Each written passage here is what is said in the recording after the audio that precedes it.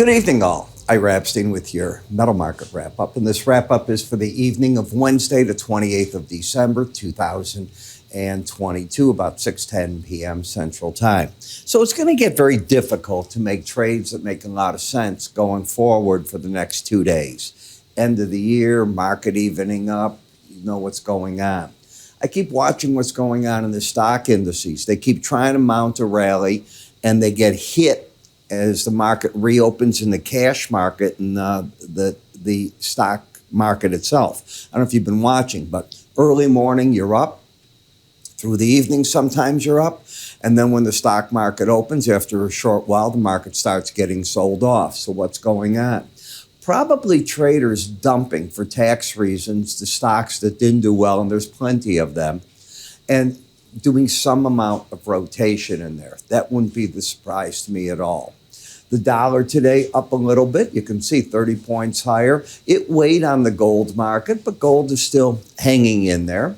The copper market backed off quite a bit from the 390s, and I'd expect that at this time.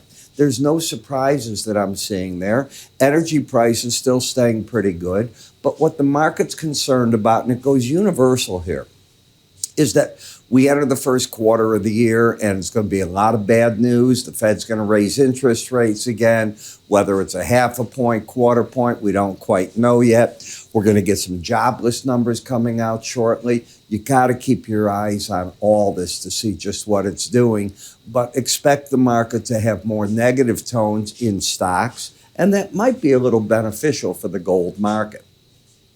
When we take a look at the weekly chart of closes, the market certainly remains over that 18-week average of closes, and you're up almost 0.6%, 0.7 for the week so far. When we come to the chart here, remember what I said, look at all this action. It's difficult. The market's really just staying range-bound for quite a bit here. It has an overall bullish bias as you still have the pattern of higher lows and higher highs off the swing line. And that's what I love about the swing line. You don't see that here. Here's the market without it, and here's that indicator I wrote, and you start seeing how the market's trending. Where the market would get ugly is if you take out the break low over here, but you haven't done that at this point. And support's right where you're at. You're at the combination of the 200-day and the 18. Now, I mentioned earlier this week, are we going to get what's called a kiss? A kiss is when the 18-day average will rally up to the 200-day, or it could be the 100. And instead of crossing, it just gets right up to it and it turns back down. You don't want to see that. You want to see the thrust where the market gets over it, which will take another good up move in the gold before the end of the week to accomplish that.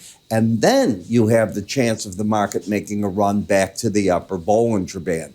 Right here, the market is testing the support that it's got. Momentum-wise, it's sort of drifting, not doing an awful lot. The gold-silver ratio is saying silver's getting a little weaker relative to gold. As you can see, it's backed away from the lows and it's giving a little bit of a rally. And you can see that happening here. Where's the support in the market? The 18-day average. But unlike the gold, you're still overbought in this market. Overbought means you've got to get both numbers away from the 70 level. Haven't done that yet, so I don't think you're attracting new buying. In the copper, the pros, I think 2 days ago, took all their money off the table as you hit the 200-day average and the Bollinger Band. I teach that so often to you, and I tell you, you back away from that. Now, that doesn't mean you're bearish. The copper market's looking good. The 381.95 level is support. You just don't want to step down under here. And that break low right there, what I'm not liking is how much money you'd have to risk in order to play that. Because if we come back to that day's low, which is right through here, that'd be 376.10. So that means you'd have to risk in the neighborhood of 600 points, $1,500 on a futures contract. For my style of trading, I wouldn't tell my clients to do that. In the platinum market, you have a lower low, higher high, and you're just sort of stuck. And I think you see that at the 18-day average of closes. You're not going anywhere. You're stuck in a broad range that is just whipping back and forth. And while the palladium lifted away from the bearishness it had, it got itself stuck at the 18-day average. Again, that line in the sand where the market's just plain ran out of momentum. last in the dollar index. We've worked out of the oversold condition. I'm looking for resistance to now show itself in that 18-day average of closes. But the worry that you have to have in the market is, gee, if the dollar starts rallying here, could it be because it's starting to build in higher interest rates next year even coming, and it wants to give you more of a rally? If that develops, then you have to open your mind up to getting back to 105.16 to 105.37. And would that be bearish for the gold? Probably at that point in time. So there's a lot on the table. The markets are in that funny end of the year evening up. And when you see things like this, you immediately go and you start looking, at least I do, and I tell traders, hey, look at the extremes. Pay attention to the pivot point formula. What does it do? It's going to form a center line on the chart. And from that line, you're going to get sell numbers above the market in red. Blue numbers are the buy. And the traders will look at that and tie it into momentum with it and see what they can do. Is this a day trader's delight market? I'd say so. That's pretty much what you have here. Not a lot of people putting on big positions going into the end of the year.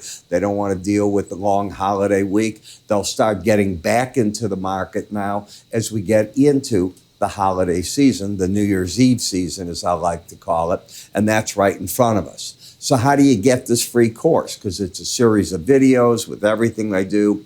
It's free. I like to teach. I like to show you certain things. It's not part of my other programs, but I think you'll find this one interesting. Simply go to our website under free offers or move your cursor up here, and you'll see free offers there. Give that a click, fill out what you want, and we'll get it to you. I'm Ira Epstein. You have a great day, and I'll talk to you tomorrow.